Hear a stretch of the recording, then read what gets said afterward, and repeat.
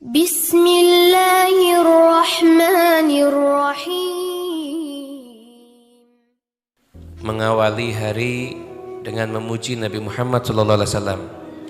Semoga insya Allah kita semuanya tergolong orang-orang yang istimewa, karena kita berada di majelis yang disebutkan oleh Habib Ali, wa bi'arfi dzikrihi tatayyabatil majalisu wal mahafil.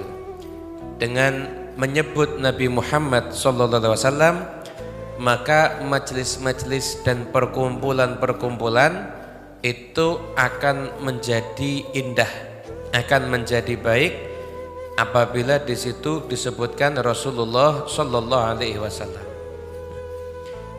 Di masa Habib Ali bin Muhammad Al-Habsyi menulis Maulid Simtud Duror, saat itu tuh sebetulnya sudah banyak maulid yang lain. Namun Habib Ali itu tidak menemukan cara untuk bisa memuaskan dirinya dengan memuji Nabi. Maka akhirnya beliau berkeinginan untuk menyusun maulid. Dan keinginan itu terrealisasi bukan kayak direncanakan begitu, tapi ketika itu anak Habib Ali yang namanya Habib Muhammad itu datang bawa pena sama kertas. Ketika itu sudah saatnya nih buat maulid. Maka Habib Ali langsung spontan menyampaikan apa isi hatinya, sehingga Simtud Duror ini lebih tepat bukan hanya sekedar karangan Habib Ali. Ya Habib Ali ngarang mikir itu enggak, tapi isi hati beliau yang langsung beliau ungkapkan dan langsung ditulis. 3 kali pertemuan, maka komplit jadilah Maulid Simtud Duror. Nah di sini Habib Ali menemukan, menyampaikan isi hatinya tentang Rasulullah SAW. Anda lihat nih dari fasal ke fasal. Di antara khususnya Simtud Duror itu, Maulid ini tuh kalau mensifatkan Nabi itu dengan isim isyarah tapi yang dekat. Jadi ada isim isyarah itu isim untuk menunjukkan sesuatu yang dekat, itu kata-kata hadza. Misalkan saya punya mobil di rumah. Ya mungkin hadhihi sayyarah di mana? Di rumah. Rumahnya mana? 30 kilo. Enggak mungkin. Salah. Hadza itu yang dekat. Hadzal kitab wa hadzal ma wa hadhihi qahwa. Saya tidak tunjuk sini karena di sini belum ada kopinya, jadi tidak ditunjuk ya. Nah, tidak usah kode, bentar lagi sudah selesai ceramahnya ya.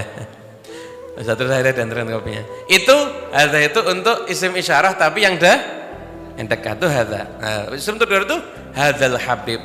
Anda hitung nanti kalau Anda datang maulid lagi, Kamis depan, atau Anda datang maulid mungkin pas di Masjid Riyadh atau pas di Raudhah, Anda hitung coba hadzanya ada berapa kali?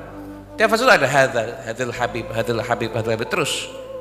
Nah, sampai di ujungnya, maka kita disuruh seakan-akan menghadirkan Nabi Muhammad SAW.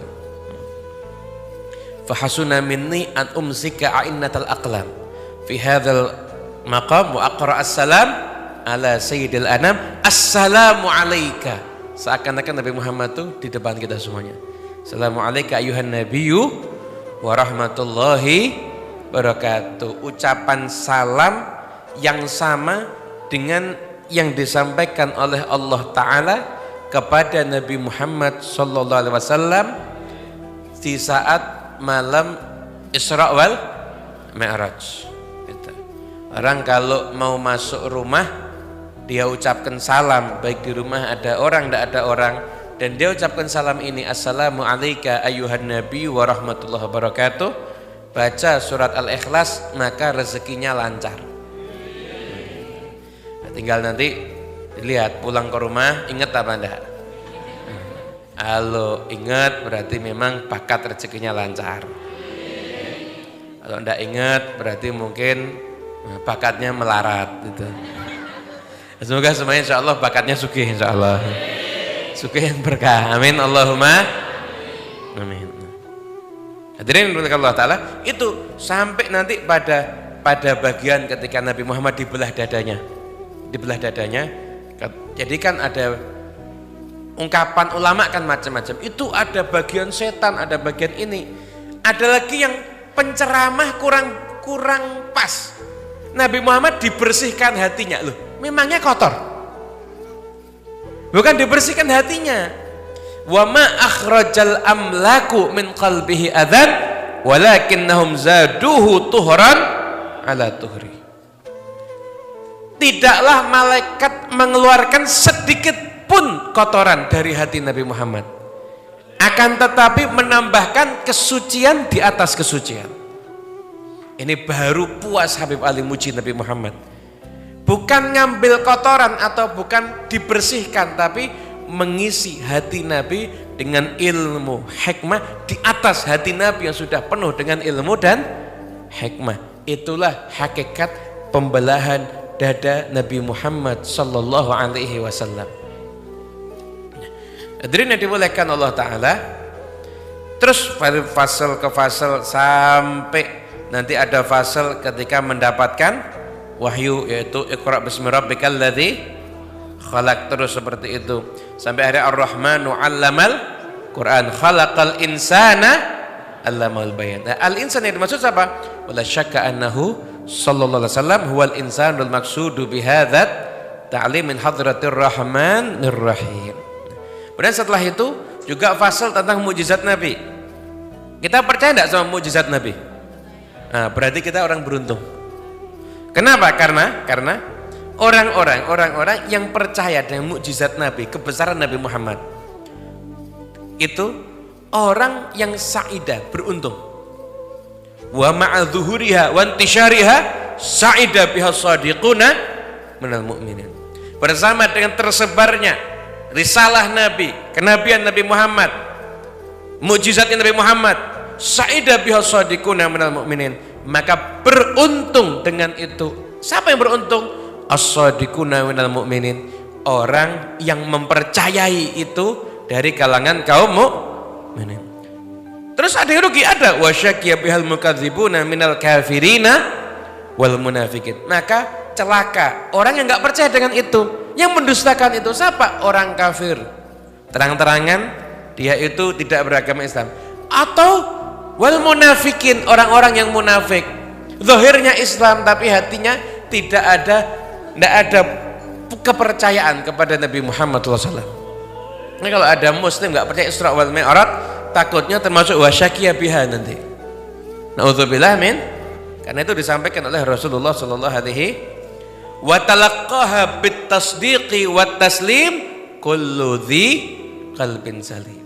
Dan yang akan menerima ajaran Nabi Muhammad ini dengan penuh percaya, pasrah, total ikut. Siapa mereka? Kullu dzi qalbin salim. Orang-orang yang hatinya itu selamat. Kemudian fasal berikutnya tentang Mi'raj. Kemudian tentang Mi'raj, Mi'rajnya Rasulullah SAW. Mi'raj itu satu kedudukan yang nggak bisa diungkapkan dengan kata-kata. Kenapa? Anda bayangkan Rasulullah SAW itu diundang sama Allah Ta'ala nggak pakai minta. Nggak pakai minta. Yang ditugaskan mengawal malaikat Jibril. Lewat tempat masuk Thaibah, sholat 2 rakaat. Begitu di sini sholat 2 rakaat. Baitul Lahmin, tempat lahirnya Nabi Isa, sholat 2 rakaat. Bayangkan kalau tempat lahirnya Nabi Isa aja di situ malaikat Jibril ngajak Nabi Muhammad beribadah di sana, gimana dengan tempat lahirnya Nabi Muhammad? Maka beruntung orang yang mengagungkan segala sesuatu yang bersama dengan Nabi, dan celaka kalau orang tidak mengagungkan sesuatu yang bersama dengan Nabi Muhammad. Ini loh tempat lahirnya Nabi Isa, itu Nabi sholat di sana. Apa berarti Nabi nyembah tempat lahir Nabi Isa? Enggak, tapi tahu itu tempat penuh berkah. Lahirnya Nabi Isa di situ. Lah gimana tempat yang di situ dilahirkan Nabi Muhammad SAW? Nabi loh, Nabi muncul di dunia pertama kali, yang kemunculannya dirayakan sama semua malaikat di tempat itu. Tempat yang jadi saat itu simbol bumi ini akan diselamatkan oleh Allah Ta'ala. Kita nasibnya berubah, akan masuk surga. Karena tempat itu saksinya kok nggak dimuliakan. Nggak dimuliakan. Dianggap itu tempat yang biasa. Museumnya raja dimuliakan. Hotel bersihkan. Kalau alasannya karena ini takut mengagungkan selain Allah. Lah memangnya orang yang mengagungkan bangunan tinggi apa enggak mengagungkan juga itu? Hebat ya bangunannya ya. Sampai sekarang orang kalau mau beribadah pintunya pintu mana nggak ngerti. Dari jam sebelah mana? Bayangkan coba. Dan beribadah itu kan pintu-pintu itu sunnah masuk lewat pintu. Ini orang udah nggak ngerti sunnah lagi. Nah, Pak, itu dari jam sebelah situ nggak ngerti tempat-tempat lebih bagus mana? Dari hotel yang ada jamnya atau itu arah dari dekat rumahnya Nabi Muhammad. Lebih dekat mana? Lebih senang mana Anda sebagai pecinta? Dari hotel ini, dari sebelah toilet nih kalau orang rombongan umroh itu. Kan kalau kita ketemu di toilet nomor 3, gimana coba? Kan enggak enak, coba. Anda ketemu di mana? Itu di rumah yang di situ tempat tinggalnya Nabi, kita ketemu di situ. Nanti masuknya dari rumah, di situ tempat kelahiran Nabi. Enak enggak kalau gitu? Jadi orang ibadah tapi ruhaniyahnya itu dah dapat, bukan cuma sekedar ibadah zahir. Nah, Isra Mi'raj itu istimewa, nggak bisa diungkapkan dengan kata-kata. Sampai malaikat Jibril aja nganter nggak bisa. Di bahasa tertentu itu tempat yang malaikat Jibril nggak bisa. Kenapa? Cahayanya Allah sangat kuat. Malaikat Jibril ngelangkah terbakar. Maka yang bisa menembus adalah Nabi Muhammad SAW. Yang istimewa ternyata bukan cuma Nabi. Kalau Nabi Musa itu mau ibadah, fakhlaq na'lik innaka bil wadil muqaddasi tuwa. Musa, copot sandalmu. Tapi apa ada perintah copot sandal untuk Nabi Muhammad? Jadi di satu tempat yang malaikat Jibril nggak bisa lewat, sandalnya Nabi Muhammad bisa ngelewati itu semuanya. Kenapa kok sandal Nabi bisa ngelewati itu semuanya? Karena nempel dengan Nabi Muhammad SAW. Malaikat Jibril nggak bisa lewat, sandal bisa. Kenapa? Karena yang make Rasulullah Shallallahu Alaihi Wasallam. Habib Ali mengibaratkan itu dengan watilka mawahibu la yatsurul qalamu ala syarih haqaiqiha. Ini ada satu anugerah yang nggak bisa mau nuliskan jelaskan nggak bisa. Wala tastati'ul alsunu an tu'riba an khafi daqaiqiha. Dan lisan itu nggak mampu untuk mengungkapkan makna-makna dalam yang terkandung di situ. Khassasat bihal hadratul wasi'ah. Hadhil aynan nadrata wal udhunas sami'ah. Allah sudah mengkhususkan kepada mata yang memandang itu dan telinga yang mendengar itu yang bisa itu hanya Nabi Muhammad SAW. Fala yatma'u tamun fil ittila'i ala masturiha wal ihatati bi syuhudi nuriha. Maka jangan pernah kamu berharap kamu ingin mengungkap apa yang tersembunyi di balik itu semuanya. Atau kamu ingin bisa meliputi bagaimana dahsyatnya kesaksian daripada cahaya itu. Fa innaha hadratun jallat an nadharin nadirin. Ini ada satu kedudukan yang nggak bisa dipandang, itu nggak bisa, dibahas nggak bisa. Warud batun azzat ala ghairi sayyidil mursalin, dan tingkatan yang nggak bisa kecuali Nabi Muhammad SAW. Terus sampai faslul haitsu tasyarrafa, terus sampai pada fasal walaqad tasofa. Ketika Habib Ali mau mengakhiri pujiannya, maulidnya ini, beliau mengatakan kesimpulannya Nabi itu gimana sih? Nabi itu gimana sih? Fahuwa sallallahu alaihi wasallam jami'u sifatil kamaliyah.